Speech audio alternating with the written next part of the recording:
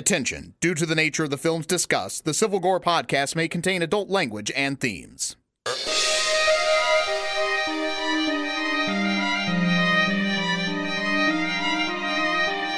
Hey there, everybody. Welcome to episode 110 of the Civil Gore podcast. I'm your host, Tim. And this is Brian. And we're just going to prepare you tonight. Tim and I are tired, so this episode is going to be 4 minutes long. Yes, that feels like it should be. Yeah, soccer season's starting back, Brian, so we were trying to get the kids' soccer stuff tonight. School's about to start back, so we're school shopping. It's been kind of hectic around here. Oh, that's right. Yeah, school and the sports. Oh, yeah, you got to. And plus, yeah, of course, you got to start. It's Halloween preseason, so. That's right, yeah. I'm looking forward to that. I keep looking for the Spirit Halloween store to open up. I keep checking every vacant department store. Yeah, hoping they've snuck in. Like that meme. Yeah, there's one actually by the. I already saw one where it's about to go last week. Actually, I forgot. I don't remember what store was in there though, but in one of the big shopping centers near me had the sign up saying coming soon, Spirit of Halloween, and it's on the same road as that really cool costume store that I told you about, Ruby's.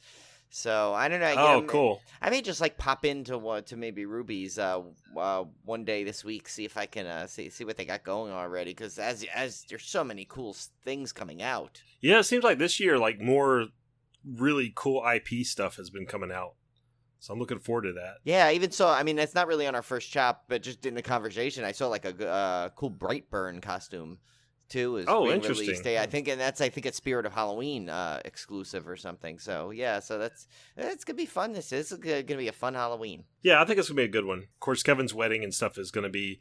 We're gonna be doing a lot of planning and stuff around that. But I'm really hoping to get to some haunts this year. Yeah. Since we're not going to Halloween Horror Nights, I at least want to get to some local stuff. I know the Halloween Horror Nights. Well, and the good thing is you and I may have a chance to actually do another haunt together at least. For the second year in a row, which will be cool. Even if it's one of the local ones by you, I think we need to make that a point during that trip somehow. Yeah, definitely. Yeah, there's enough around here. We could find one for sure. Okay, cool. Hey, maybe it'd be fun to try one that that you really haven't gone to because then it'll be kind of like a cool experience. We'll discover a new haunt. We'll review it on the show. Yeah. So yeah, that'd be cool. All right, guys. Well, let's get right into it then. This is our first chop. All right, Brian, so before we talk about my 40 Years of Terror project, I actually watched quite a few horror movies over the weekend. We had a very bad stormy weekend, so what better time to watch horror movies than when you're stuck inside in the pouring down rain? Really wasn't much going on. So you got that storm too? Because we were up in Canada, and that storm hit upstate New York and Canada really badly. So, yeah, I think it was a whole line of storms. It was, right? It seems like everybody was getting hit with thunderstorms. Like everybody I talked to, even in other states, were getting it. So, these were brutal. There was we were getting warnings. We were actually at the Six Flags Darien Lake, and Julie and I right as we pulled up to the park, it was we got the alert, and it's stay inside. But we had just literally walked to the park, so we found their little version of the Anchor Bar there, and just kind of had some dinner while we waited till the storm passed. But it was severe warnings all over the place. So each night and mornings we had storms and stuff. But it was great. It didn't ruin any of our trip because thank God when we were camping we got a cabin this year and not good, yeah, and not a tent to deal with. But yeah, so wow. So I'm sorry not to go off topic, but I was wow, you got that storm too? Yeah, and it dumped so much rain it reduced our drought numbers for the year because North Carolina was under a drought. And it's this one storm dumped enough rain to offset. Wow, even with the hurricane last year, you guys had a drought? That's crazy. Yeah, it was crazy. All right, so yeah, I decided to watch some of those films I've talked about on that top 1,000 horror movies list or whatever. Oh, yeah. So I've been kind of just going through there and picking ones at random. I'm not trying to make a concerted effort to knock out that whole list, but I'm at 59% now. So I'm I could make a run for it. Yeah, you're getting up there. So I did knock out 3 that were on the list. The first one was The Hitch-Hiker from 1953. Oh, I would not the. You know what? When you saw that, I'm thinking The Hitcher for some reason. No, yeah, I was thinking the same thing when I saw it on the thing. But no, this is The Hitch-Hiker from 1953, and this is what I would classify as more of a thriller. This is definitely not a horror movie. It's what you might think: a creepy hitchhiker picks up a couple of guys, and a couple of guys pick up the hitchhiker. That is, yeah. I was like, boy, they really flipped the script on this one. Well, most of the movie, the hitchhiker's calling the shots because he's the one with the gun, so they kind of think of it that way. But so he takes these guys hostage, and it's kind of their adventures on the road as he captures these two guys. The hitchhiker in this one kind of had that same Robert Mitchum feel from Night of the Hunter. He just had that kind of creepy air about him, so that's kind of why I enjoyed this one. Like I said, it's not, I would call it very horror adjacent, but it's actually worth a pretty entertaining movie for that early on in the chronology there of horror movies. So I would recommend that one, The Hitchhiker from 1953. The other ones I watched were really, really good. The first one up was Battle Royale from 2000. Right, and now this is not the Macho Man, Randy Savage, Hulk Hogan, Yokozuna with ooh yeah, Tim's watching the Macho Man in the Battle Royal. No, I know I know which one that is. That's actually one of Julie's favorites horror movies. Yeah, and I just had never seen this one. Of course, I know what Battle Royale inspired video games, and not video games based on the movie per se, but an entire genre of video game in which you have a bunch of players trying to kill each other. The map slowly shrinking. All of that came from this movie. Yeah. And it's got a lot of... I didn't realize Hunger Games was basically Battle Royale. I was going to say, don't forget, of all things, the Hunger Games. I mean, because... Yeah. I was like, oh my gosh, the Hunger Games totally ripped this movie off. Oh, yeah. So, this is, of course, the Japanese movie in which it's an alternate reality post-World War II where Japan won the war. And to keep the youth in check, sort of like The Purge... They have this annual battle royale in which they take a class of students and they put them on this island and they fit them with these collars, and they are required to kill each other off until there's only one standing. And if they try to escape from the collar will blow up and kill them. And there's certain areas of the map that will detonate the collars if they're in them at a certain time. So they have to constantly be shrinking in, just like the video game. Or the video games are just like this. So that was very, very entertaining movie. I really like this one as well. Yeah, by the way, there's a great set. I bought it when it came out. I don't know if it's still out, but it's one you might want to look up. It's the Battle Royale box set they came out with on Blu-ray, where it has the director's cut, the theatrical cut, and the second one in a nice series. It's really good. Yeah, and I did find out the one I watched was the director's cut. Oh, okay, good. Because it has like 8 minutes of footage, I think, the director's cut versus the regular one. So I definitely recommend that one. I think I saw this on Shudder. Wherever I saw it, I know it was definitely the director's cut. So look for it out there. Yeah, I think Shudder tends to try and get the best cuts of the film, whether it be the director's cut or not. I think they try and they lean towards that. So. Yeah, and then the final one I watched was High Tension from 2003. This is a French horror classic. It's also, you might see it as Haute Tension, Houte. The one I saw was dubbed, so you may want to track down the non-dubbed version. But it's an extremely good movie. This one is about two women basically on the run from a serial killer. One of the women's incapacitated, so it's more or less... one woman doing everything, are trying to survive and get her friend out as well. And this one, man, full of twists and turns, really, really good. French horror, of course, is known for its kind of gore and stuff. A great director it had, too. I mean, I can't even... I cannot pronounce the name for some reason, but you know who I'm talking about. Yeah. I butcher the name every time. But I would say, even if you're a little squeamish about French horror, this one I wouldn't classify as torture porn or anything like that. It's not overly gory. So even if you couldn't handle movies like Inside and what was the other famous one, Martyrs? Oh, yeah. This one's way more mainstream than that. So if you guys are turned off by that kind of stuff, this one's a lot easier to handle than that one. And it's just a really good movie. I really like that one. So I highly, highly recommend High Tension from 2003. So that brings us to my 40 Years of Terror project, 1982. I was really excited about because it's early 80s and there's got to be slashers out there I haven't seen. Well, yes, there is. The Slumber Party Massacre, 1982 from Amazon Prime. Is where I can't believe that out of all the ones, that's one of the ones that escaped you. I figured you would have seen that one.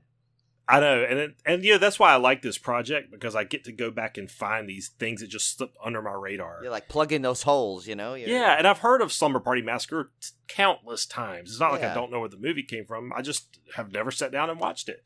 So I did, and let me tell you, this one is the quintessential early 80s slasher. I mean, it's got everything you would ever want in an early 80s slasher. It's very by the numbers, but it's also really entertaining. And let me tell you, Brian, this movie has the 3 Bs and then some.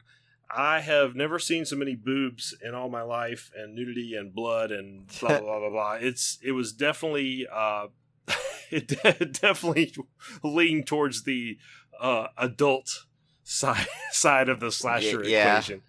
Well, that was the time when they were trying to outdo each other in everything they could, Yeah. So it's like I mean, the only winners were really us by getting to see, like, there were some. I mean, there were some. I don't mean that like, oh wow, we got to see nudity. Just in that we saw like the slashers just evolve from that point, which in a great way, because people are trying to outdo each other. I mean, first it was the holidays, then it was like situational things and locations of like a school, an office. Like it was just, and it was just, but like that's why I meant we all win. I don't want to. I kind of made myself sound like a big perv there, but you know what I mean. Yeah, and this one, like you said, it was before all that, where it was very, like I said, very straightforward. You have a killer; he's not masked. You know who the killer is. Yeah. The whole time, there's not even a mystery around it. He's stalking a bunch of high schoolers or it was maybe college age, probably. Yeah, I think this was a college one because I think they were in a fraternity. Yeah, it was like a dorm and So he's like stalking them. So it's very much what you would expect from an early 80s slasher. But I actually really enjoyed it. It's actually really good, and he's got a cool kill weapon. He's got a drill, this big long drill. So he's kind of like a driller killer, to quote another movie around the same time period. So it's a really good one. Slumber Party Massacre. Now I got to watch the sequel. I don't know if it's any good, but it's on Prime as well. So with sequel, I think there's like 3 of them at least. Yeah, I think you're right. I think there's at least a third.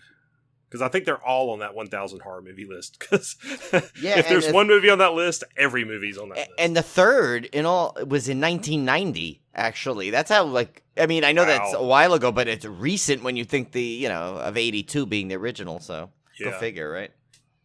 All right, well, we did get some cool news on a movie I really enjoyed, which was The Babysitter on Netflix. It is getting a sequel, and McGee is returning to direct. Yeah, they don't know much about it other than that, whether it's going to take the same characters of the original one, or the same storyline of it, a sequel basically of that, or they're going to do a new story all together. I don't know. That one is kind of hard to do a sequel. Yeah, I mean, unless you just I think it would be way too cookie cutter and too obvious if they do any type of sequel on it. Like, oh, he's older now. No, I just don't think. So I think they need to do. If it was me, I'd just do maybe something, same type of thing, but a different characters altogether. Yeah, I think that'd be the right thing to do, and that's okay. I'd be good with that. Yeah. Some more Halloween Horror Nights news, and probably the last. Because I think this is the final maze that was announced. This is the final maze announced, House of 1,000 Corpses, which I'm still bummed because I'm such a Rob Zombie fan, and especially of House of 1,000 Corpses and Devil's Rejects. So I would love, love, love to see this maze, but alas, it is not in the cards this year. Maybe next year. However, I have to say, this would be out of that. I mean, granted, we haven't seen 3 from Hell yet, but I have a feeling this movie would be the only one that really would lend itself to a really good maze. The other ones, have more of a kind of action-y feel to it. I don't know how that would translate to a horror maze. This is perfectly set up for a horror maze. I'll have to say, the only maze I'm really, really, truly bummed about not seeing this year. The originals sound cool. Don't get me wrong; they sound really, really cool. But the only IP one that I'm really bummed about not seeing is Ghostbusters. Yes, same here. The other ones, I'm like, okay, I could take it or leave it. But the Ghostbusters ones, I'm pretty bummed about. And like I said, the originals look really cool, and I'm sure those are always going to be some of the best. Right. So yeah, I'm of course I'm bummed that I'm not going back this year, but at the same time, part of me goes, well, it could be worse. Yes. So, imagine, they could have had like a full on return of like some major IPs like slashers or something. It's like, but I mean, they even like if you think about it, they even like they knocked it off with the Halloweens. They didn't do. We thought like Halloween 5 would come this year, but they didn't do that, and. So yeah. I mean, yeah. So even that, I mean, I still was surprised they didn't do Blumhouse's Halloween based on they obviously had I think my prediction is they're going to save that for next year. Yeah, I think Blumhouse Halloween will be next year. Yes, and if that's when I think you and I need to make our triumphant return to Hollywood Horror Nights. Yeah, because if you think about Halloween Horror Nights, I did it again. I combined Halloween Nights and Halloween Horror Nights. That'd be the perfect time to do that though, with the sequel coming out. Next year. So I think that's what they'll time it for. And they can, they have the advantage with it coming out the year later too. The final one, they basically have a way to promote the current and the next year's. So it'll work out really well. Yeah. You heard it here first. That's happening next year. Yes. Or we are in our super fortune telling mode, and we are going like to predict the Halloween I almost did it again. Halloween Horror Nights 2020 houses already here on Civil Gore. Well, I think what happens is we announce them, and then the Universal guy that listens to our podcast goes, right. "Hey guys, I got a great idea. How about Halloween Blumhouse next year?" I figure we're just helping them out, basically. We're giving them an easier task for next year. I'm expecting my season pass in the mail at any time now. Right. Yeah, those royalty checks we'll be taking in for. Well, we'll take them in the form of season passes and that's stuff. right.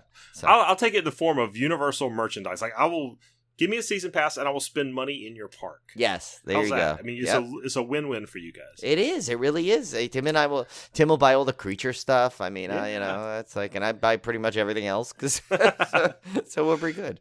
We got some cool Dead by Daylight news. This is that video game where you get to play some of the horror mascots. And Brian, I was looking at some YouTube videos of this before the podcast, before we recorded tonight. That game looks really cool. I've got to try this game at some point.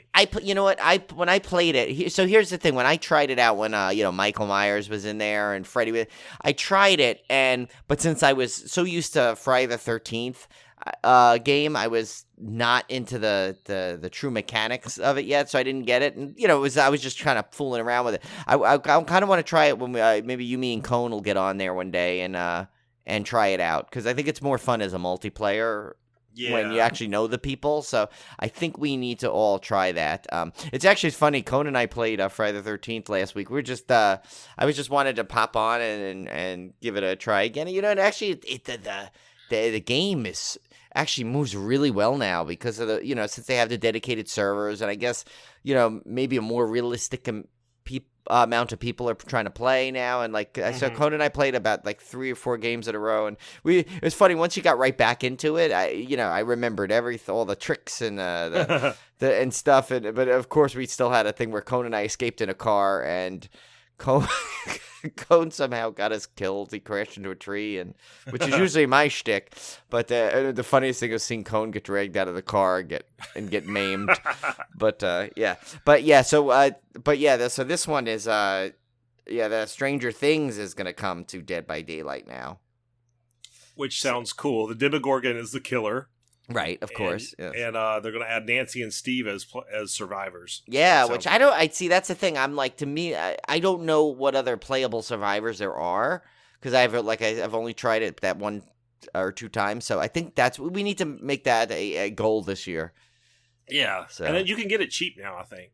Pretty cheap. Well, I mean, I have it sitting there, so I just can download more things to it. So I didn't get the last one, whatever it was, but I think someone said I think I read there too, there's a Ghostface module too from Scream. There is, yeah. I was watching videos of it. Oh, so look at that. Really That's cool what good timing is that, right? Yeah.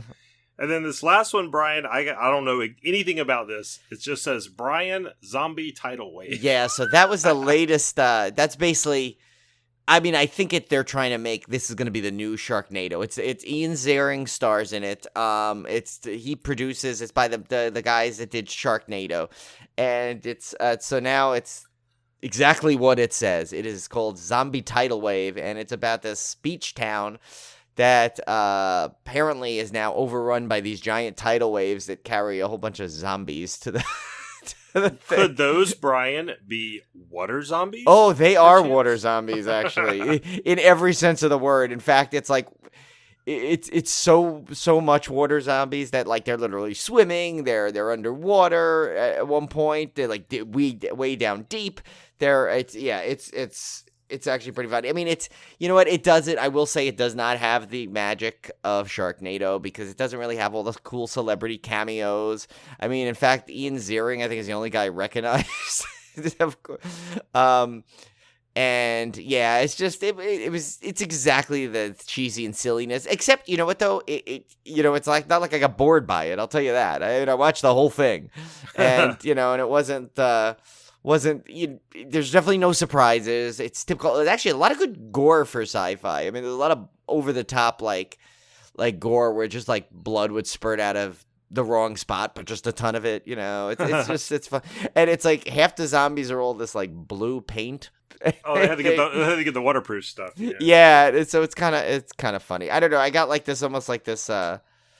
He's definitely, you could tell they were hoping to capture the same kind of magic as Sharknado. It's just maybe even they couldn't even get the celebrity cameos this time, but it was sci-fi. It was free. It wasn't like so I recorded. Cone was like, "You gonna record that?" I'm like, "Yeah, of course. Got to check it out." So I watched it, and it's fun. I mean, I would not go. I wouldn't say go out of your way to locate a repeat of this, but I'm sure if it's like anything Sci-Fi Network shows, it'll be on another 50 times. So. Yeah, you'll see it rerun plenty of times. Yeah. You won't have trouble finding it if you really want to look at it. But yeah, so that's like they basically stole our water zombie idea, even though we stole that. We just coined the term, really. Yeah. But one quick thing, one funny joke they had in it. Sorry, one funny joke I should say is there was a band in it that was in there, and they were called the Fulcies. So that was kind of funny.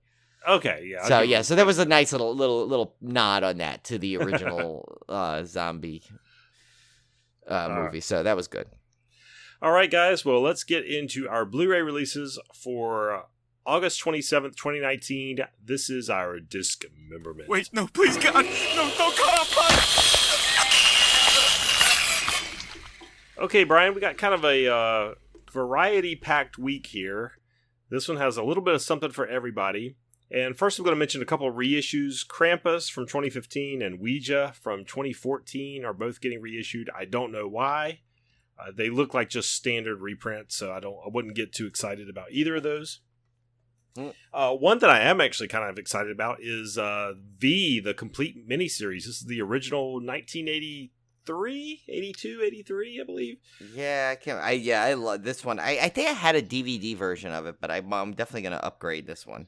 Yeah, I mentioned this in horror because I know V is technically sci-fi, but this miniseries scared the crap out of me when I was little, so I consider it horror by default. The lizard people reveal thing just completely freaked me out, and I remember watching this whole thing as a kid. I was, 8 years old, I think, and it terrified me. So that'll be a good one to pick up. I'd love to see that again. Yeah. So next up, another big monster movie, Godzilla, King of the Monsters, which I did not get to see in the theaters this year. Me either, and I am dying for this. I can't wait till this comes out. Warner Brothers release, and let me tell you, for a Warner Brothers disc, this thing is packed. Of course, directed by Michael Dougherty, starring Kyle Chandler, Vera Farmiga, and Millie Bobby Brown. The cryptozoological agency Monarch faces off against a battery of god-sized monsters, including the mighty Godzilla, who collides with Mothra, Rodan, and his ultimate nemesis, the three-headed King Ghidorah. And let me listen to this, Brian. You got an audio commentary by Michael Dougherty, and his commentaries are great. Godzilla, Nature's Fearsome Guardian. These are featurettes I'm listing off. Mothra, Queen of the Monsters. King Ghidorah, the Living Extinction Machine. Rodan, Airborne God of Fire. Godzilla 2.0, Making Mothra, Creating Ghidorah, Reimagining Rodan, The Yunnan Temple, Castle Bravo, The Antarctic Base, The Isla de Mara Volcano, The Undersea Lair, Millie Bobby Brown, Force of Nature, Monster Tech, Monarch Joins the Fight, Monsters Are Real, Welcome to the Monsterverse, and Deleted Scenes. Now, granted, these are probably like 5-minute little they're probably like, they're probably like 3-minute featurettes, but still, to get both a commentary and a run of featurettes and deleted scenes on a Warner Brothers disc, that's pretty good. Right, and especially when, they're trying to make this whole Monsterverse out of this series.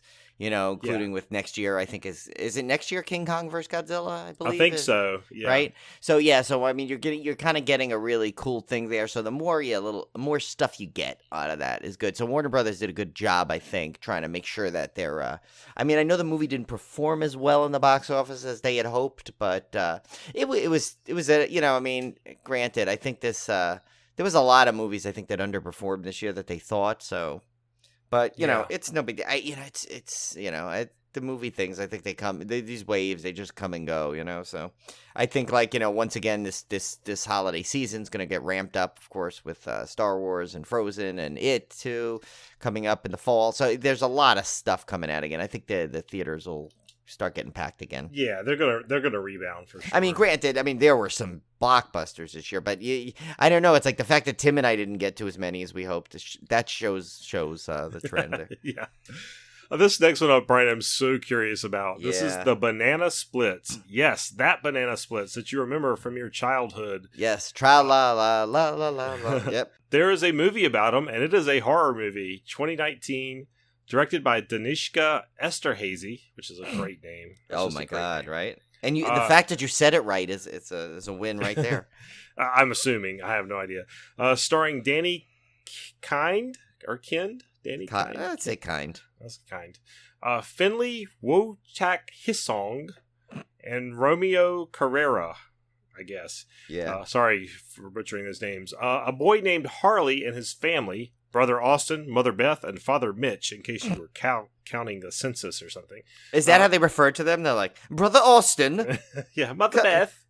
Please signal Mother Beth to come over here and bring Father Mitch while you're at it. Attends a taping of the Banana Splits TV show, which is supposed to be a fun-filled birthday for young Harley and business as usual for Rebecca, the producer of the series. But things take an unexpected turn, and the body count quickly rises. Can Harley, his mom, and their new pals safely escape? And this one includes three special features: Banana Splits Behind the Horror, Terror on Set, and Breaking News: The Banana Splits Massacre. Yeah. I really want to know how this movie came about, because this is I don't know if I want to say beloved. Oh, well, it was beloved by me and one of my friends, Brian Hewen, actually, he was obsessed with the Banana Splits. That was like his favorite thing. And how did this IP lend itself to be able to be turned into a horror movie is what I want to know. Longevity, really, because I think because at this point, it's so far stretched from memory for a lot of people that they could bring it back in this form, and there will be probably a ton of people that have never even heard of this. That go to see this. Now, granted, our generation knows it, and I mean, if they used to be in the old. Like King's Dominion used to have these characters in their park, and it's like the Banana Splits were a big deal when I was a kid. And actually, it's funny, the 3 out of the 4 surviving members of the real ones are going to be at Chiller this year. Oh, wow! So this IP is going to get a crazy kind of resurgence in a totally different genre, which is awesome, I think, because. How many times have you seen they've taken an IP and they want to make a movie of it, and they tweak it, like Bewitched. Remember, like the way they did a little spin on it, how it was a real show doing the remake of the show, kind of stuff like that. But this one is like completely a different ball game, and I think that's kind of a really cool way to do it. And I cannot wait to see this. I'm super excited because, I was a big fan, and I'm like, and it's like, I know my friend Brian, he was like, this is terrible. How could they do this? It's like they're like butchering his memories. But I think this will be probably done with a lot of like tongue in cheek and a lot of over the top gore. But from what some people, I saw reports saying it's like terrifying. But then again, that word, the way they bandy that around, I don't know. Yeah. But no, this is to me, it's going to be a must purchase for me. It's going to probably be. I won't say my pick of the week, because my pick of the week is going to be Godzilla. It has to be Godzilla. But if there's a co-pick of the week, I think this is going to be this one, because I cannot wait to see this. I hope they somehow incorporate those 2 little girls with the guitar. Because that was one of my favorite parts. Do you remember those? They would come to the door and they'd be like, "Tarara-boom-de, tarara." Yeah. Oh my gosh, this is going to be super creepy. Yeah. If not, it got to be a fun movie to watch. Yeah. All right. So next up, The Leech Woman, Which sounds like my ex-wife, eh, Brian? Hey! Oh. The 1960... Little Lightning Rodney comes back. Shout Factory release, directed by Edward Dine, starring Colleen Gray, Grant Williams, and Philip Terry. An endocrinologist in a dysfunctional marriage, hey, what I tell you, with an aging alcoholic wife, journeys to Africa seeking a drug that will restore youth. This has a brand new restoration from a 35mm fine-grained composite. I love how they bandy these features about to try to make it sound more impressive. They probably just stick these things in a computer and it just does it all for you. Yeah, or like a Mad Lib or something. Yeah, that's it. Yeah. Now listen to this commentary, Brian. New audio commentary with author and film historian Tom Weaver, film music historian David Schechter, author and film historian Alan K. Rode, with archival audio interview with actress Colleen Gray. So last week we gave you 2 film historians for the price of 1. This week we're giving you 3. That's crazy. They just want, they're like, we need a historian for everything in this movie. Theatrical trailers and a still gallery. This is another, like I said, these Shout Factory weirdo movies like this, I kind of want to start collecting those. They just sound really cool. The Wax Mask is next up on our list. That's from 1997. Severin Films, directed by Sergio Stivoletti, starring Robert Hossein, Romina Mondello, and Riccardo Cerventi Longhi, or whatever. I don't know. I'm just not even trying with the names tonight. Guys. Paris, 1900. A couple are horribly murdered by a masked man with a metal claw who rips their hearts out. The sole survivor and witness to the massacre is a young girl. 12 years later in Rome, a new wax museum is opened, whose main attractions are lifelike recreations of gruesome murder scenes. A young man bets that he will spend the night in the museum, but is found dead the morning after. Soon, people start disappearing from the streets of Rome, and the wax museum halls begin filling with new figures. I see what they're doing there. Man, this is a packed disc, though. Yeah, it really is. Actually. This has a new 4K restoration, supervised by Sergio Stivoletti. Audio commentary with director special effects artist Sergio Stivoletti and Michelangelo Stivoletti. I'm just going to say Stivoletti a lot. Yeah. Beyond Fulci, interviews with a bunch of people, producers and actresses and stuff. I'm not even going to... Is that an ongoing series? I feel like that's been on other discs. Beyond Fulci. Possibly, yeah. The Chamber of Horrors, more interviews. I'm not even going to begin to pronounce all these Italian names, guys. Just so bear with me. Living Dolls, which is more interviews. The Mysteries of the Wax Museum. Is Sergio Stivoletti just done everything in this movie? Because that says he's a special effects artist. And he's even his own film historian. Yeah. Waxworks Symphony, interview with the soundtrack composer. The grand opening, interviews with more people. Wax Unmasked, another interview, and vintage featurettes. So if you want interviews, this is the disc for you. Yeah, but I think that Beyond Fulci documentary, I think the next one they're going to do is Beyond Fulci meets Abbott and Costello. It's going to be the next one, apparently. Hey, check. Yes. Fear in the Night. Brian, this is your guess. I know, and it's my birth year, too. This is 1972, so the pressure's on because it is your birth year. Yeah. Shout Factory, directed by our good friend Jimmy Sangster again. Yeah. And I had to double check to make sure we didn't do this disc last week, but no, it was Horror of Frankenstein is the other one he directed. Right, because it has the same Ralph Bates in this one as was in Horror of Frankenstein.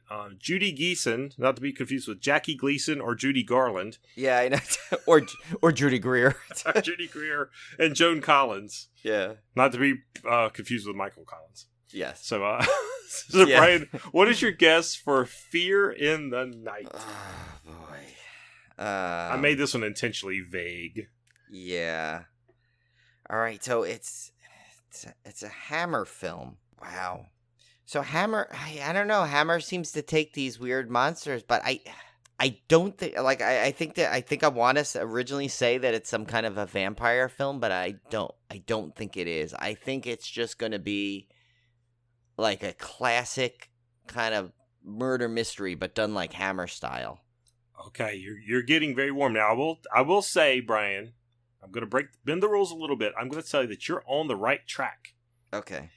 But there's one very specific characteristic of this killer that is different than what most killers' characteristics might be. There's a very specific and unique feature of this killer. What is it? Oh, okay. Let's see. Well, it's got to be something where it's fear in the night. So there must be. I mean, did I kill myself by saying it's not the vampire thing, and he has to be a vampire, or is he possibly like? There's no vampires. Well, no, I was gonna say is the killer a woman, but that's been done after, so it's not unique. It's not a little small person who wears red. That's been done. Oh God, it's probably like I'm probably like gonna kick myself after I hear this, aren't I? I don't know. I don't know that you could guess this one unless I give you a lot of hints. Okay. I'll give you a hint. Okay. Slot machine. Oh, so is it a? This is like a $20,000 pyramid slot machine. Yeah. Is it a casino boss? No. Or a gambler? No, but it is a. Is it a killer coin? It is a one-armed bandit. One-armed man. Yeah, a young woman recovering from a nervous breakdown moves with her husband to a boys' school and finds herself being terrorized by a mysterious one-armed man, but nobody believes her. So at least I was really on the right track. You came with that very one. close. I was very proud of you for this one. Yeah. And, this one does have Peter Cushing, which IMDb, thank you for not mentioning, so great. Yeah, I know. Like, we could have done a lavender and lace or whatever. Yeah, no, lavender and linen. He's not Stevie Nicks. Yeah, I know. Oh, can you imagine Peter Cushing doing a duet with Don Henley? Oh, Lavender and Lace. Well, there's our next sketch. It's a follow-up to Leather and Lace. Oh, I like it. Yeah, there we go. Oh. All right, so this one has... Oh, we got to still do the special features. This has a new audio commentary with film historian Troy Howarth. And now, Brian, I'm beginning to believe there's only like 4 film historians in the world, and they just keep doing the same. Yeah. Well, you got to keep them busy. I mean, because... Yeah, what else are they going to do? Yeah, well, I mean, like we said, it's not like they could start watching new films, so they need to be there for the old ones. Audio commentary with co-writer, producer, director Jimmy Sangster, and Hammer film historian. Cheers to that guy. I'm holding my beer up to him. Marcus Hearn. Vintage interview with co-writer, producer, director Jimmy Sangster. End of term. Inside Fear in the Night. Theatrical trailer and still gallery. Next up, Brian, one that we would probably like. Big Top Evil. Not to be confused with Big Top Pee-wee. Which I was thinking of, and all I wanted to do is go, egg salary! The best line in that whole movie was when Chris Christopherson made, and I'm going to butcher the line, but he has that miniature wife. Oh yeah, the really tiny wife. And he says something like, "She made you a little something to eat," or something, something like that. That's right. That's the best line in the whole movie. Yeah, that's it. We almost had when we discussed doing those off-topic movies. I think maybe like a Pee-wee version of the SUMMER SLAYCATION is in order. Yeah, I think we might need to do that. 2019 Gravitas Ventures, directed by Sean Heitz and Chris Potter, starring Bill Moseley, Jay LaRose, and Jassara Cardinal. 5 disparate youths. Is this supposed to be desperate? Was that No, these are disparate, not desperate. Oh, they are disparate? Okay. Yeah. Lost on a road trip to the location of the infamous Mangrove Slasher, end up being pursued by a cadre of cannibal clowns.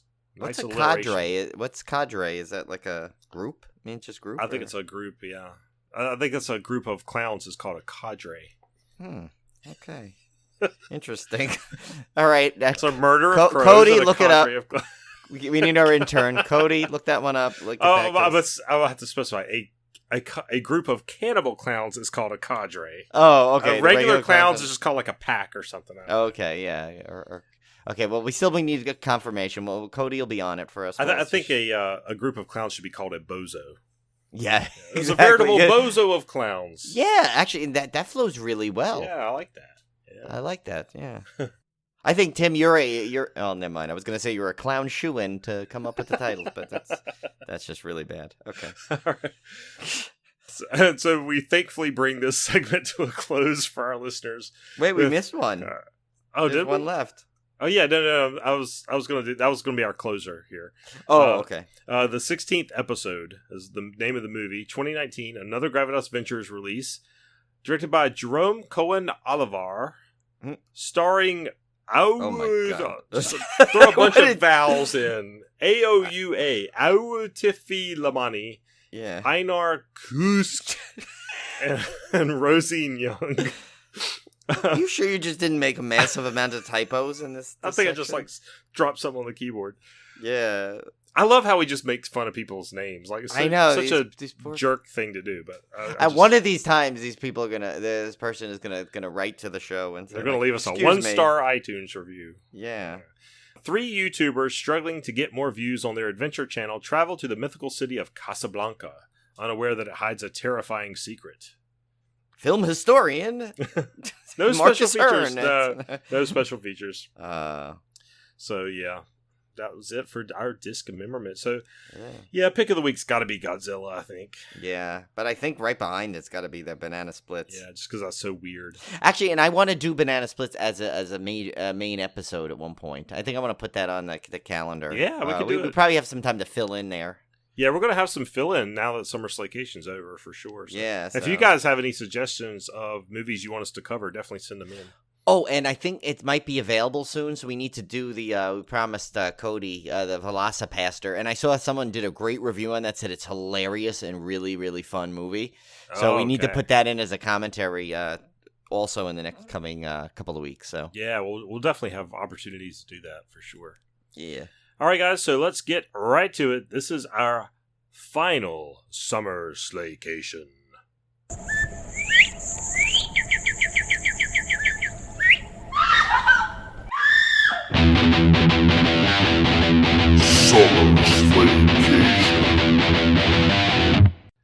All right, Brian, so I kind of spread these Scream 2, 3, and 4, kind of spread them out. I watched one on Saturday, one on Sunday, and Scream 4 I watched today.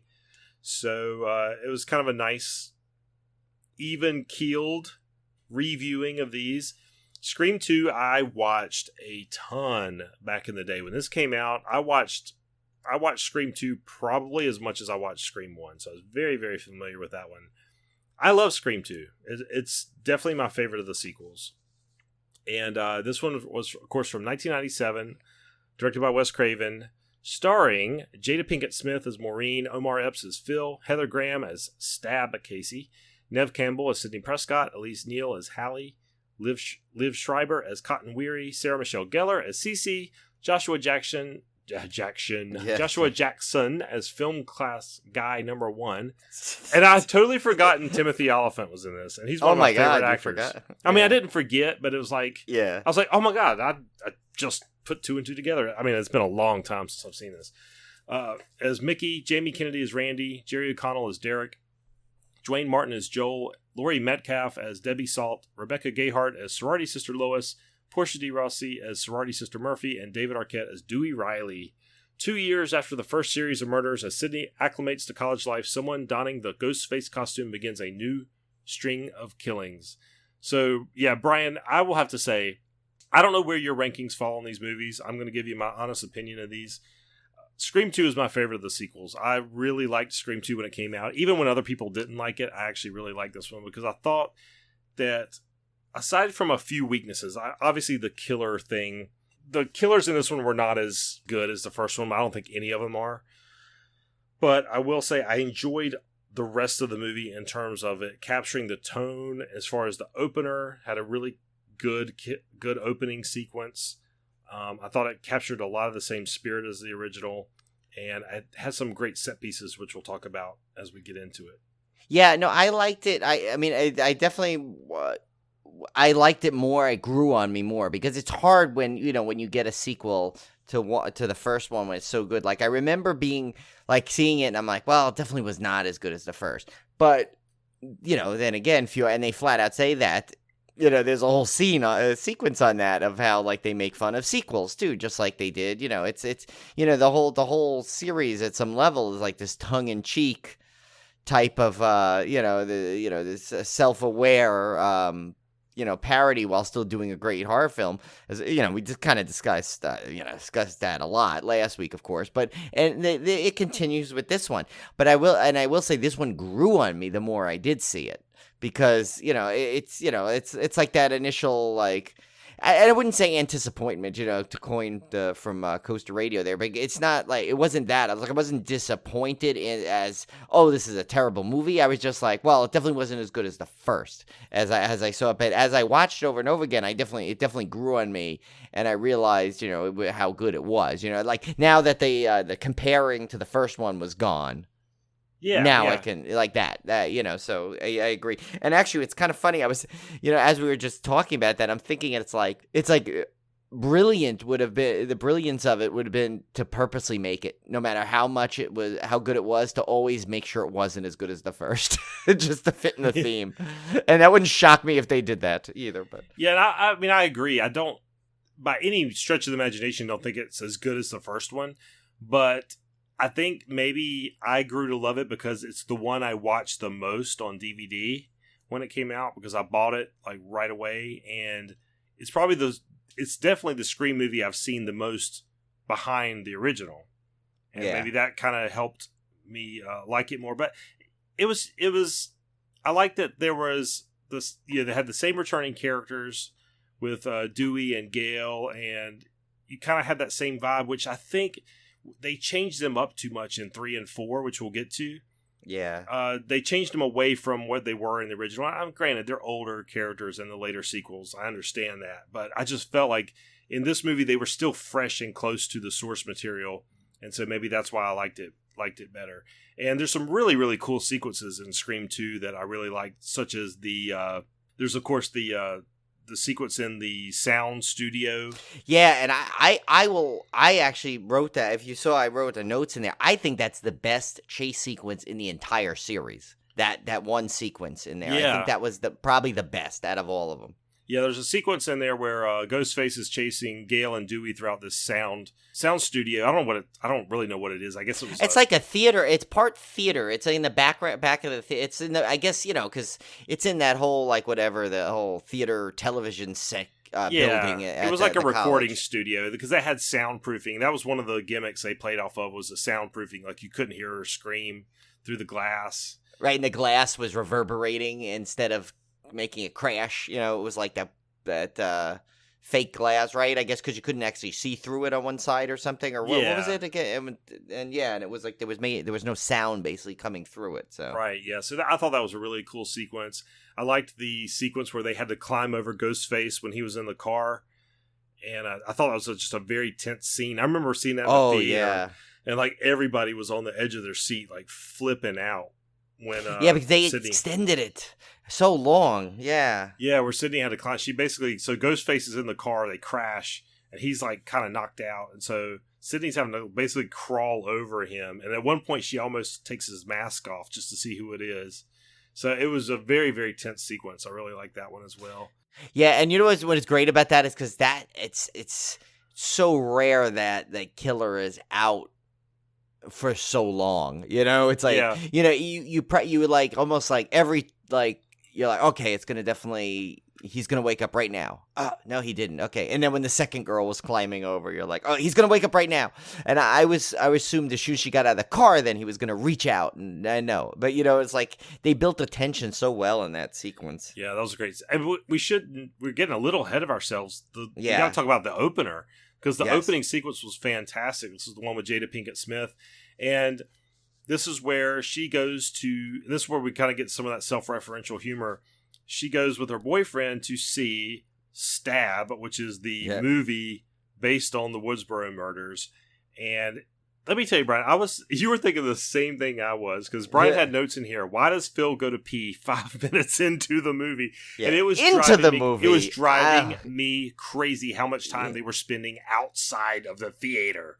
Yeah, you get free tickets to what would translate at that time as a really big blockbuster horror movie, and you get your whole costume. You get all know how much this would have cost in real life to go to this premiere? It would have cost you like $50 at least, because you're getting a costume with it. Yeah, I mean, it was a costume. It was glow-in-the-dark knives. It was that, and I was not only him. He drove me crazy, and then I was getting tense watching all the people running around, not watching the movie. What was the throwing popcorn? Everybody was throwing popcorn in that theater. I was like, nobody does that. I've never seen anybody actually throw popcorn in a theater. Not intentionally. I've seen me throw it as I've tripped and propelled it Not out of to my that hands. extent. And I was like, there is no way in hell, in real life, a theater Yeah. manager would allow that kind of ruckus with people in masks and fake weapons running around, throwing popcorn, screaming, standing up. Half of them are standing up. It was complete chaos. Like, it literally made me nervous watching. And if you notice, like in those sequences, there's not one empty seat, and there's a million people running around. So did they not have seats? And then you go out, and he walks into the bathroom, and there's 3 other Ghostface sitting there in the bathroom also. It was killing me. Like, I'm like, I know, I'm like, go watch the movie. I understand. I understand. It's just a movie, Tim. It's just for effect. But I was literally getting tense going, you're missing the movie, dude. Me too. I even wrote that. Didn't I write, makes me anxious. It makes me anxious. It's like, I'm the type, I need to be in the seat, ready to go before the lights dim down for the trailers. Like, that's when I got to be in the movie theater. I'm not walking in when the trailers start. No. Yeah, I'm literally timing my last bathroom visit to get right out in there. Like I have it to the point of where I know where, obviously before the trailers you get those little silly things. Yeah. And, so it's like I have that so timed to as soon as those start, sometimes I'll be like just coming back from the bathroom. Yeah. Like I have it timed to perfection. So to me, to leave a movie during the movie, like there has to be literally an emergency. Like I've been just called out on someone in my family needs me kind of thing, it's like, or otherwise I am glued to that seat. Yeah, it was one of those things where that was the scariest part of the movie for me, was the people disrespecting the theater and the cool premiere they were at. But we got to talk about some of the notable actors and stuff in this one. Like, of course, Sarah Michelle Gellar as Cece was cool to see. And Joshua Jackson, all these people would go on to star in other Scream knockoffs, which we talked about last episode. Yeah. Which is Sarah Michelle Gellar, she went, of course, to I Know What You Did Last Summer. And even though she didn't make it to the second one, but it's so funny, that followed the same suit as Scream 1 and 2, where the first was they were in high school, then they moved on to college. So, that's just essentially the same type, and it's so similar, those two. If you look at even the end of The Killer, at some, so you got that Rebecca Gayheart and Joshua Jackson went on for Urban Legends. So a lot of people were just floating around this thing as and I'm sure there's others that I might have missed even, but and Laurie Metcalf, who is one of my favorite all-time actresses. I just love her in anything, and for her to take such a big role in this one, of course, was also awesome. So that was good to see. So we also have some other funny stuff. Like, I loved that Tori Spelling plays Sydney in this one, because in the first movie, Sydney talks about how, with her luck, they'd get Tori Spelling to play her in a film version. So that was kind of a funny nod to the first one, if you remembered that line. Yep. And also some great foreshadowing, because she's the one that mentions Billy's mom. Yeah. Which we find out will eventually be the killer. And I like, I liked, when I look back at these movies as a whole, Brian, and looked at the reasoning for the killers and the motivations, like, I really did appreciate that they didn't just copy the first one in terms of the motivation, but they also brought in somebody like, because in the original movie, you remember they talked about Mrs. Voorhees. Right. That was part of the trivia question at the beginning. And so then they kind of brought it back home by mentioning Billy's mom, and then Billy's mom turns out to be one of the killers. So I kind of like that whole story arc thing getting tied up. So that was kind of and I have to say what I like about it is we said this in the first one, and I think it's a trend that, especially as you rewatch them now, of course, it becomes a little more obvious. I think they blatantly, flat out give you major clues to who it is. They give you a ton of red herrings, but I think the clues to who the killers are like pretty much hiding in plain sight at some level. Now, I will say, when I watched this movie, I had no clue who it was, although I did suspect Mickey, Timothy Olyphant's character. I did suspect him, but I did not see Laurie Metcalf coming at all. Right. I did. Like, when I first originally saw that, I didn't. And it's funny, they say that in one of the trivia pieces, they kind of mention it where Gail says, "Oh yeah, I thought you looked familiar," and they, which basically implies that she probably remembers her from the trial, actually, not from anywhere else. So, which is an interesting piece, you know, if you think about it that way, you're like, oh yeah, why would she know her? Why would she look familiar to her? You look familiar to me. And not just because she was a fellow reporter. She's nothing compared to Gale Weathers. She was like a local podunk news reporter now, you know, and it's so. Yeah. I will say this, too. Watching Timothy Oliphant in the last scene, like hamming it up. Oh my God. Yeah. Like, he is ridiculous. I was just laughing out loud when I saw him. He's one of my favorite actors, but I know him more from Deadwood and what was that show he was in? Where he plays like a similar type guy. I'm just like, is it Justified? Justified, yeah. Justified, right, yeah, that one. So I know him as these like serious, you know, demeanor characters, and then to just see him like in this stupid, goofy, crazy killer. I love him when he does the wacking characters, like when he was in The Girl Next Door, where he played like the porno producer. My favorite line is that when he just rips him out of class, and he pulls him out, and he turns around, and he goes, "Stay in school," and you know, it's like he just has like these great. He delivers these funny like lines that are not funny, but he makes them funny. Yeah, this just shows his range, though. He could play the really cool, macho, calm, serene guy, but he can also play just a complete crazy dude. So yeah, I loved him in this. Let's go through some of the trivia real quick, because we do have two other movies to get through. Yes. Let's see. We got one of the more interesting was a leaked version of the script came out prior to filming ended, where the killers were Derek and Hallie, and you can still find this script widely available. And this one included a dummy ending specifically because they were worried about leaks. So this was kind of one of those scripts they leaked, what they put out intentionally. So if it was leaked, it wouldn't ruin the real movie's ending, which I thought was cool. Right. Yeah. Well, and because now, it was the same thing like when you go see an M. Night Shyamalan movie, you're like, okay, where's the twist coming? Well, you knew that, a Scream movie was going to deliver a surprise killer. It was not going to be the same killer. So it was going to be a surprise killer. And so of course, and that was early infancy with terms of people leaking stuff on the internet. Yeah. So, but still, it was obviously enough that they had to take this into consideration with and throwing out dummy scripts. The other cool thing about the original script was before it was rewritten, Gale gets killed by Cotton, and Sidney and Cotton fight to the death, and also Dewey may have died in the second one, which would have really made a third one pretty hard to do if all those people got killed.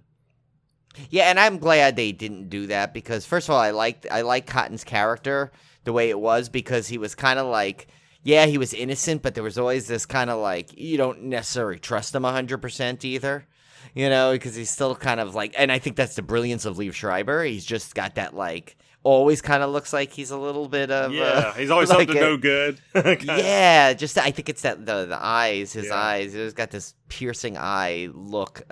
So it's like, and he was so it's kind of great. I'm kind of glad they didn't go that way though, because I think you didn't need to get that kind of always like hesitation on trusting him. As it is. So, and then Brian, to your point about them, clues hiding in plain sight. This was a big one. I never noticed this one, but around 35 minutes. Matthew Lillard, who was, of course, Stu in the original Scream, is in the background at a sorority party hugging a guy who has his back to the camera, which is Mickey, Timothy Oliphant, who is the other killer. Yeah. So you literally have the first killer from the first Scream interacting with the second killer in Scream 2, right in plain sight. Yep. And then at 52 minutes, Randy's gives the speech about Mrs. Voorhees was a terrific serial killer. And then that's a direct nod to Billy's mom being the other killer. Yep. And that, again, you mentioned, Brian, about that I thought you looked familiar hint. So, yeah, I mean, those are two clues hiding in plain sight, which I thought was kind of brilliant. Yeah, and, you figure it's funny that, it shows that, like, even Gale could be off her game a little bit and not quite put all the pieces together, even though she's pretty good at helping solve these things. Yeah. But, yeah. All right, so that brings us to Scream 3 from the year 2000, directed by Wes Craven. Liev Schreiber plays Cotton Weary again. Kelly Rutherford is Christine. Nev Campbell is back as Sidney Prescott. Courtney Cox is back as Gale Weathers. Patrick Dempsey as Mark Kincaid, Lynn McRae as Maureen Prescott, Scott Foley as Roman Bridger, Lance Henriksen, or the great Lance Henriksen, as John Milton. Who is alive. He's alive and well. I edited that out, Brian, of last episode. But actually, oh, did you? Yeah, okay. I accidentally last episode thought that Lance Henriksen was dead. I'm sorry. Yeah, Tim accidentally killed off Lance Henriksen. So I purposefully edited that out. Yes, there you go. But now we've revealed it, so that's the behind the scenes. Josh Pays as Wallace, Dion Richmond as Tyson Fox, Matt Kessler as Tom Prinz, Jenny McCarthy as Sarah Darling, Emily Mortimer as Angelina Tyler, Parker Posey, the great Parker Posey, as Jennifer Jolie. I love Parker Posey.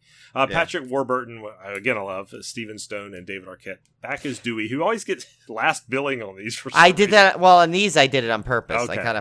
I filled him at the end. But and also, we did make a mistake. Whenever you say Parker Posey, you have to go and Parker Posey. Sorry, I totally botched that. I should have known. The synopsis is, while Sydney and her friends visit the Hollywood set of Stab 3, the third film based on the Woodsboro murders, another Ghostface killer rises to terrorize them. And Brian, I may be unpopular with you for saying this. I do not like Scream 3 at all. Really? I like this one. I did not like Scream 3. I knew you liked this one, and I was keeping an open mind, but even on the rewatch, I was like, I hate almost everything about this movie, except for some notable cameos, which we'll get to. Yes. Well, yeah. So you know what? I mean, here's the thing. This one followed the, again with the same the self-awareness of the sequels and branch stuff like that. And if you think about it, this one does what we kind of discussed it. Where in a third film, sometimes you're going to expand on the mythology. You're going to go back to the beginning a little bit, which is what they did here. So it's like, at this point, I think this was supposed to be it, the trilogy. So they kind of did what you expect. Now, maybe that's why some people, because you got to remember at the time that it was kind of cool that they did, maybe now we're looking back on it, it doesn't have the same. Because I will say, watching it this time, I was like, I was saying, well, why did I like this one so much? I mean, I think it was maybe because of just a couple of the cameos and the people in it.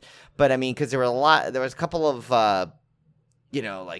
there was some really slow points, I think, through it. Yeah. But still, overall, I still liked it, and I did like that they kind of went along with their own self-awareness and followed the formula once again in a what at the time was supposed to be the conclusion. Yeah. So I found out after the fact that this was the only Scream movie that Kevin Williamson didn't write. And maybe that's why I didn't like it. That maybe explains why I didn't like it, because there was something off about this one and I couldn't put my finger on it. But to me, this one did not have the same feel as the other Scream movies. And I think it started out because it doesn't have that killer opening, quote unquote, pun intended, whatever. It doesn't have this, the Scream 1 and Scream 2 were known for their great opening sequence, and this one did not have it. It had the whole Cotton Weary thing, but it almost started like, it wasn't set up like the traditional Scream opening. It was more of like, oh, we're just going to jump into Cotton's girlfriend getting stalked or whatever. It just, I don't know, there was something off about it. I can't quite put my finger on it, but it just did not have the same impact as Scream 1, 2, and 4's opening sequences. Well, definitely, yes. It definitely did not have a big opening, and it was almost, I will say, it was almost like a device to kind of like finish off Cotton Weary's story. Right, yeah, that's what I mean. It wasn't like its own opening thing that's kind of separate from the rest of the movie. It was like just part of the movie. It's like we just jumped into like, let's kill Cotton off real quick so we can get to the rest of the movie type thing. And see, that is the and that's a good point too. It's like I felt like they were trying to set up Cotton Weary to be a bigger role, and it's like he never had. I mean, 2 he was in it. A lot more, he was in and out of it, but still, I thought they were kind of building him up to be a major factor in one of the movies, like that he was going to be like through the whole movie, he was going to be part of it, but he, and in fact, I always thought they were still going to end up making him one of the killers at some point, but they didn't, and they kind of just finished him off. He was like in his own little movie, like his own little trilogy where he was like just in background shots, and one little shot in the first one, and the second one he was he came here and there, and then, and then the third one they just ended him off. I mean, I don't know. I mean, that could have been, maybe Liev Schreiber said, "Look, I don't really want to do this. I'll be in these for a little bit." Yeah, but, who knows? I mean, and Nev Campbell's not in this one very much either. She has I think the trivia said she's got the shortest screen time, which right. Her contract allowed her only be on set for 20 days, which that's why she has less screen time than anybody else. And that, again, which might be another factor. Yeah, that could be another reason why you can't take out, and still yet she's supposedly the main character in it. So how do you? I think, you know what? That's probably what I think and I have a feeling that's what if Kevin Williamson would have wrote that, he would have made sure somehow it was, if it maybe it would have kind of centered more on her with her limited time. Like she still was the main character, but at the same time wasn't in it enough, So it was weird. Yeah. I mean, I don't know. I think I liked it still I still like the movie, but yeah, now that you said that, as more of as a Scream movie, it didn't quite fit as well as it should have probably. Yeah, and the other thing I didn't quite ever click with me and was the whole Hollywood parody thing. I mean, there's a lot of referential nods to Hollywood type stuff. And I find that sometimes that plays better with people from Hollywood that are writing these things than it does with general audiences. Like, I think they find it funnier than we do. And you see that a lot in the Oscars because you'll get these anytime there's a movie about movies or about how movies are made, there's always tend to do really well at the Oscars because you have all these industry insiders judging it and they're looking at that and going, "Oh yeah, I know about that. That's funny." And the rest of us are like, what? Well, have you ever seen the movie The Big Picture with Kevin Bacon? I don't know if you ever seen it. It's back in the 80s. So that was like, it was like basically poking fun of like, student filmmakers trying to make it big after they've had a lot of accolades as a student filmmaker kind of a thing. And at that time when I first saw it, I mean, it was years after it came out, but it was when I was in film school in California. So it was like, to me, I was like, oh my God, this is hilarious. Oh, that's so fun.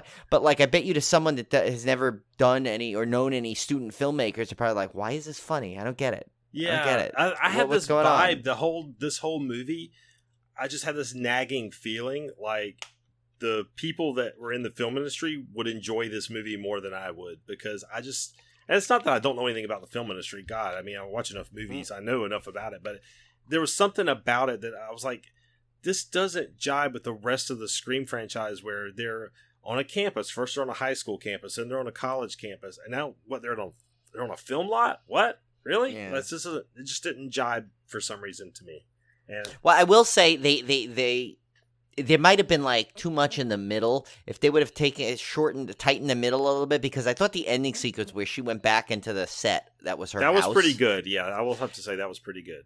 It kind of so I think that may be the biggest thing. I think maybe like a tighter cut of this film, and like taking out a lot of the fluff in the middle might have helped. Yeah, and focus, because then you could have focus a little more on Sydney. Like maybe someone goes in and does like Scream 3, the Sydney cut, where they, no pun intended, and tighten the film up, because there was a lot of, I mean, I guess they always had like, there was some Dewey Gale interaction going on a lot.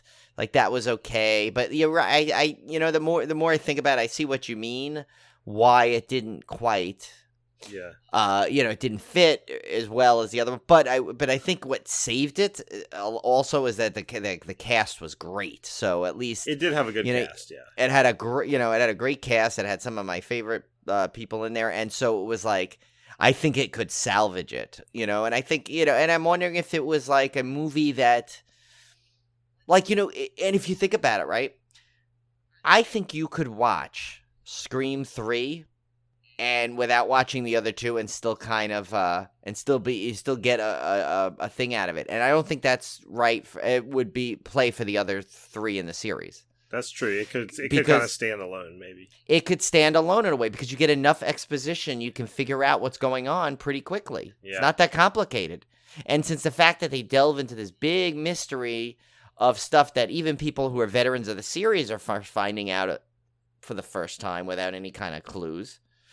you know, I mean, okay, all of a sudden now Sydney's mom is this actress. You knew she was kind of a philanderer, you know, why, you know, you didn't know why, but didn't matter. You know, she slept around.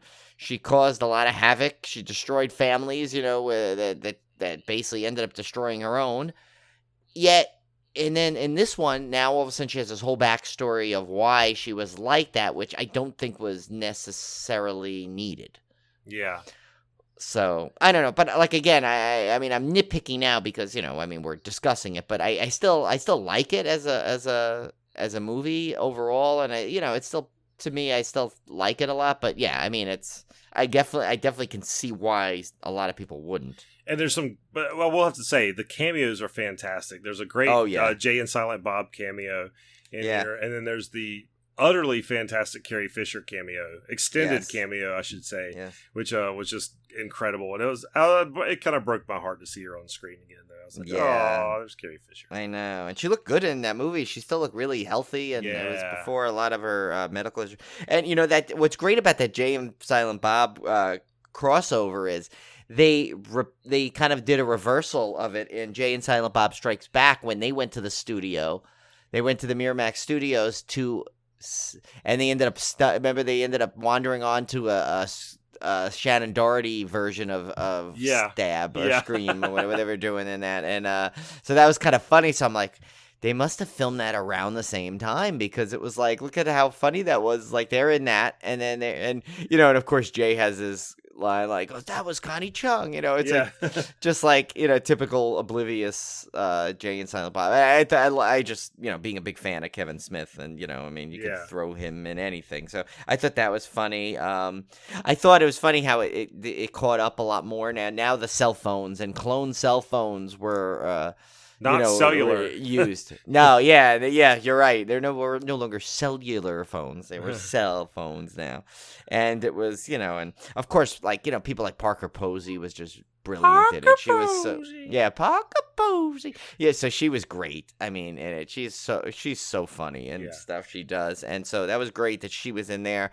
And Patrick Dempsey's always good, and and here's the thing, the misdirections in this where some of them were just so obvious, but that didn't hit the mark. It made you not, like, I found myself in this one by one point not even caring who it was. Yeah, I did not like the killer in this one at all. I thought I had guessed him early on anyway, not for the reasons that he really is, because I didn't know who he was. But I had already nailed him very early on in the movie. So I don't know. Yeah, I just wasn't as impressed with the killer in this one.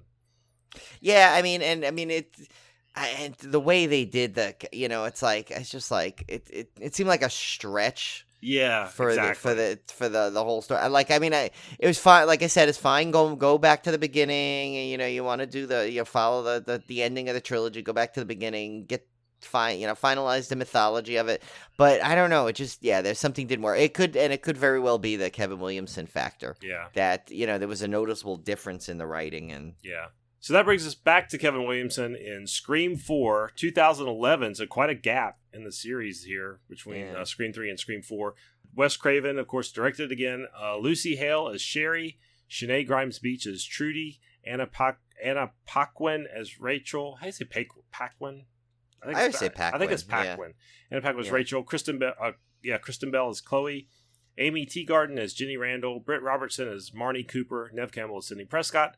Allison Brie, my favorite. Right, Rebecca Walters, David Arquette as Dewey Riley, Courtney Cox as Gail Weathers Riley, Hayden Panettiere, I can always screw her name up, Hayden Panettiere as Kirby Reed, Emma Roberts, again one of my favorites, as Jill Roberts, Marielle Jaffe as Olivia Morris, Marley Shelton as Deputy Judy Hicks, Eric Knudsen as Robbie Mercer, Rory Culkin as Charlie Walker, Nico Tortorella as Trevor Sheldon, Anthony Anderson as Deputy Perkins, Adam Brody as Deputy Hoss, and Mary McDonnell as Kate Roberts. 10 years have passed, and Sidney Prescott, who has put herself back together, thanks in part to her writing, is visited by the Ghostface killer. So, Scream 4 to me is what Scream 3 should have been, because the Scream 4 brings back all the things you kind of loved about the original Scream. Of course, you got this great opener, which consists of these double fake-out type sequences in which you don't know which is the which is the actual Scream 4, Yeah. and which is a preview or the opening sequence of one of the Stab movies, which was pretty hilarious. Yeah, and it was like a loud, big, huge like opening, like the screams before it, except 3. You know? Yeah. So it just kind of captured that same feel. And you had a lot of the younger actors and stuff again in this one. I thought Scream 3 just skewed kind of old to me.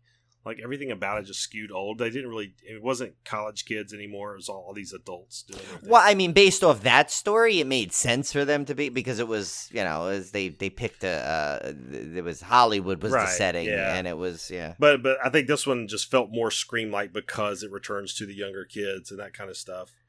And I actually really like this one. I mean, again, it's not... I still put Scream 2 ahead of it, in just personal opinion, but I did like a lot of the stuff about it, and I thought the killer was much better in this one, or the killers, I should say. Yeah.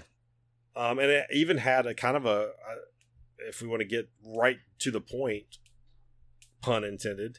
Yeah. You had the closing sequence kind of a fake out ending as well.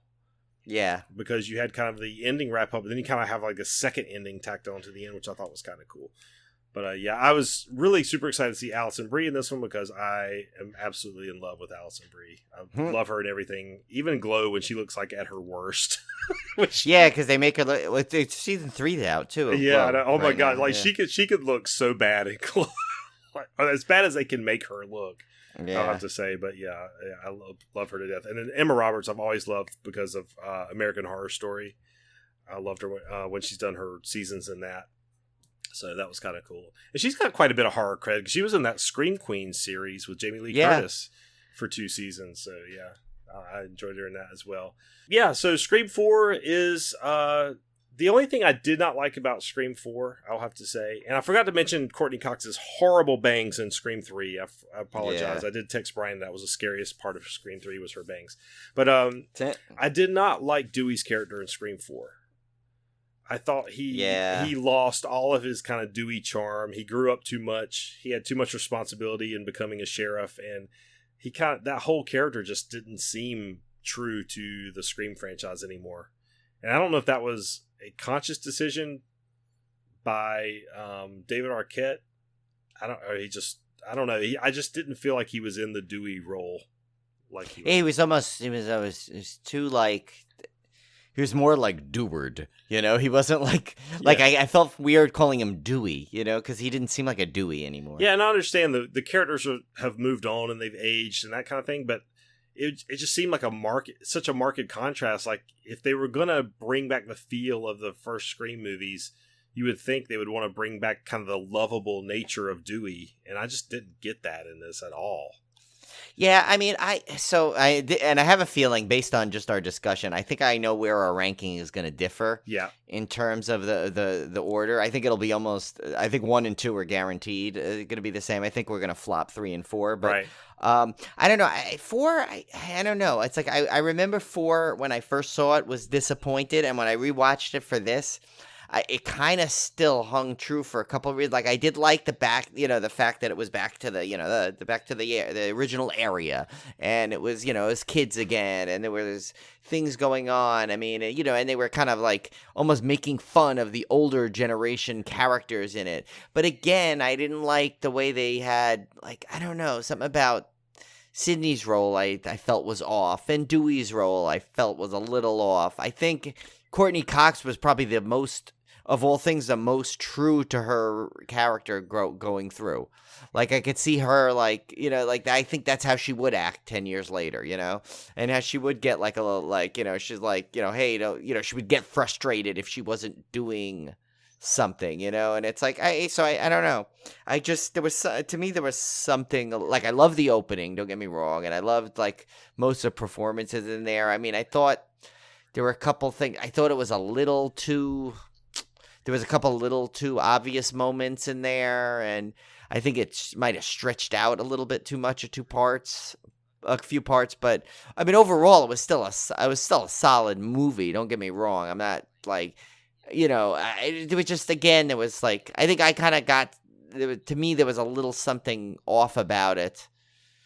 as well. I don't know. I know you kind of thought it was more bringing it back, but I think I don't know, a couple things. And remember, now I watched all 4 in the same day. I did space them out a little bit. And I will have to also say, Scream 3, I saw. This may have been my second time watching it, and this may have been my second time watching Scream 4. So I have not seen these movies, and I've definitely not seen Scream 3 as much as you have. So if I watched it repeatedly, I might like it more. So I'm kind of going really raw off 3 and 4. But yeah, to me, 4 kind of brought it back to the original a little bit more. And I still say, caveat, it was definitely an unnecessary addition. Like, I think they could have just left it at Scream 1 through 3 and been done with it. That would have been the trilogy. I know they were trying to capitalize off nostalgia and the whole thing of bringing back these big franchises, and that's why they made it. And it's probably their last chance to get everybody on board, especially now that Wes Craven's passed, of course. But and this was his last. It was his last directed movie.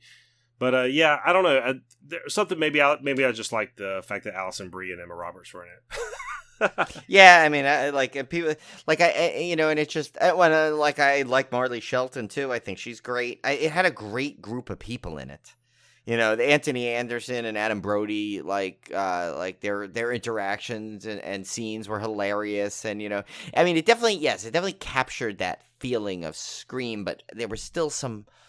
But it wasn't by the originals that captured it for me. That's, I think, the problem. It was captured by others, and the original felt like they were kind of almost like just thrown in there to make it look like imagine you took that movie, and you could do Scream 4, and you could literally, I mean, I guess technically not pull out Neve Campbell's character because it was part of the motive, but.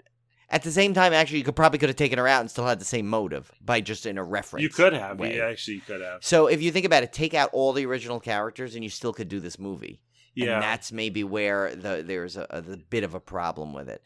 The fact that they, when it was like, remember the Big Bang Theory episode where Sheldon was so mad because Amy basically ruined Raiders of the Lost Ark?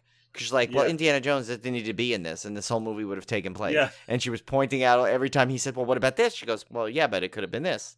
So it's like, at some level, it's like, not to ruin this, but, if you think about it, that you could have taken out all the original characters. A new sheriff could have been in because it. You're right, because he was not Dewey, really. He wasn't Dewey. He was Deward. So it was like. Gail Weathers could have been replaced easily, although she was probably the best out of the original cast, I think. In this, they could have replaced her with just some other reporter. Another new Gail Weathers, whoever the new Gail Weathers was. Yeah, I could see that, yeah.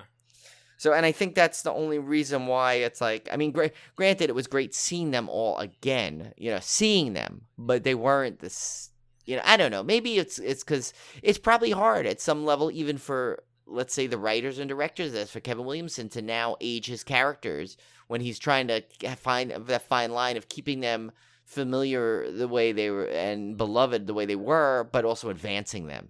Yeah. Sometimes it's hard. Yeah, yeah. Let's go through some of the trivia of Scream 4. We mentioned this was the last film directed by Wes Craven before he died from brain cancer in 2015 at the age of 76. It was the first time in the franchise that a CGI added knife was used. That's weird. Which is kind of weird. Each of the new central characters is an archetype for one of the characters from the original. So Jill, who's Emma Roberts' character, is kind of the archetype for Sydney. Kirby, which is Hayden Panettiere, and Olivia Marielle Jaff as Tatum. Trevor is the archetype for Billy. Charlie, which is Rory Culkin's character, is kind of the Stu, and Robbie as Eric Knudsen is kind of the Randy. I don't know. I kind of butchered that whole trivia, but basically the point being that each of the characters is designed to kind of mirror one from the original, which again goes back to what I was saying about how it kind of tries to recapture the feel of the original with some similar characters. And also, again, why you could take the original characters out, and You're still right. have Yeah. that. Fair point. Yeah. So there it goes, But just a side note, though, that one time I'll have to tell we'll have to when we have Conan on, we'll have to tell our Hayden Panettiere story. Yeah. When Conan and I got to meet her, it's kind of fun. Yeah, I gotta. Yeah, It's kind of I was thinking about fun you little story. when I saw her on screen. I was like, oh yeah, Brian's got to tell that story. Yeah, I know. But I need Conan there because Yeah. Conan was there as well. So it just. But I thought this was funny, where it's the first Scream movie in which Dewey was not attacked by the killer in the Ghostface outfit at all. He's just okay. Here's a spoiler alert. If you haven't seen it, turn this off. But if most likely you've probably seen it. Anyway, and he wasn't attacked by the killer at all in a Ghostface outfit. He was beaten by Jill with the bedpan. Yeah, poor Dewey. And like you said, Brian, this is the only Scream film in which the motive of the killer does not have anything to do with the murder of Maureen Prescott. Though her death is acknowledged, and Jill states later that her own mother had to die in order to stay true to the original. But really, the motive is not directly tied in. So you could make the argument that you don't need any of the original characters in to make this movie. So yeah, and that whole that always kind of irked me a little bit in terms of the motive that she had, like she was so jealous of Sydney because of the victim, that whole victim thing. I don't know, that part I was like, it's a stretch. They're trying to add too much of a character in there that wasn't there. Like you know what I'm saying? Like we've never heard of her cousin before at all. But maybe that's the point. Yeah. We've never heard of her cousin. Right. I don't know. But I don't know. It just seems like okay, yeah, sure, you could be jealous of your cousin, but that makes you like homicidal. I think it should be better off if she was like Billy's niece or well, something. I have a hard time buying the motives for a lot of killers in a lot of movies because to drive somebody who is seemingly normal to those deaths. I mean, Happy Death Day being one of the most egregious examples of this of motives that are hard to believe. That's kind of I'm like some of these. There was that movie that that series, that Kevin Bacon series where there was that cult, and you were supposed to believe that like all these people were being persuaded to commit murder, and I'm like, come on, guys, that's just not. I mean, these were like normal people, not like cult people, but they were like being like somehow manipulated and persuaded, and it was so far fetched that it just turns me off sometimes. Yeah, and so that's, granted, in this movie we tend to forgive a little bit because it's kind of also always at the same time it has that, well, we're trying to we know it's silly a little bit, so it's allowed to kind of stretch it. But yeah, overall though, it's a good, by as series go, it's definitely one of the best horror series and most influential horror series have been out there. So I guess we might as well just to finish this up like we usually do with our rankings, which I think is going to probably differ right there. I think we're going to have a rare disagreement here, but I'm going 1, 2, 4, 3 on this one. Yeah, and mine goes 1, 2, 3, 4 actually. So. Well, there you go. So no official consensus on this one, but we'd like to hear from you guys. What did you think of the Scream series, and how would you rank these? Yeah, but I think it's great that we both have the same first two, though. That's obviously the we know at least Civil Gore ranking the of course we would one, obviously one was is almost guaranteed it was gonna, but I'm glad we both have the second best. That's the same one. So I too. So Brian, what did you have for our beer pairing this week? So I thought that the series, I know I sometimes will keep the same beer pairing, but since I have found two during my research, I figured I'd split them up. So this one is Ghostface Killer by Twisted Pine Brewing Company in Boulder, Colorado. The ABV is 5.20%. And here's the little description of it. It's kind of funny. So it says, underneath an unassuming straw gold veil lurks the searing spice of 6 varieties of chili, including the infamous Buchjoloka, or ghost pepper. Utter agony for most, but absolute euphoria for a fiery few. So yeah, this one sounds right up my alley. I remember I tried an experimental beer at one of these beer festivals where it was featured the Carolina Reaper. And there's something about a really good spicy beer that I like. It's not that easy to do. Yeah. Because sometimes it just seems out of place. So this one I'd love to try and locate this one to try this to see if they do it right. I think it's like the horror comedies, gotta have a good balance. Yeah, I've had a couple of those spicy pepper infused beers, and it's definitely weird. It's weird to wrap your mind around the first time you have one of those because you're like, you don't usually associate drinking something with something spicy hot like that. But yeah, Right. but I have had some good ones though. Yeah. Like some jalapeno ones I've had they're pretty good. Yeah, like there was a jalapeno sculpin for a while from Ballast Yeah, Point I had that I one. liked. Mhm. Yeah. That was pretty good. So our triple threat last week. Let's get to that one. Yeah, we got one correct answer. We did. Yeah, David got that. David got that one. We were looking for Diane Franklin, an actor or actress. Diane Franklin. Clue number 1. This is that kind of weirdly worded clue, but it was, I starred in 2 movies featuring the same location, but that were not directly related in their franchise. What we were looking for there was Amityville series. Diane starred in Amityville 2: The Possession as Patricia Montelli, and then again as Louise DeFeo in the Amityville Murders. So the same location, but not really related in terms of characters in their franchise. Yeah, there's about, what did we figure out, like 21, Oh my God. 22 Amity films? We actually were thinking as one Summer Slaycation was going to be the entire Summer Slaycation possibly will be all the Amityville films. Yeah, although those are so bad, I don't know if we would want to inflict that on our listeners, really. It would be tough, Yeah. it would be tough. And I don't know if I want to inflict it on us. Yeah, exactly. But, clue number 2, I've played a foreign exchange student. Diane played a foreign exchange student in Better Off Dead. She's played a princess in Bill and Ted's Excellent Adventure, and a daughter who has to deal with aliens and parents who are swingers. And she was a daughter in Terror Vision, which is a crazy movie if you've never seen that. Yes, that was. I remember I had that. I watched that as part of in my challenge Yeah, last year, my Halloween challenge.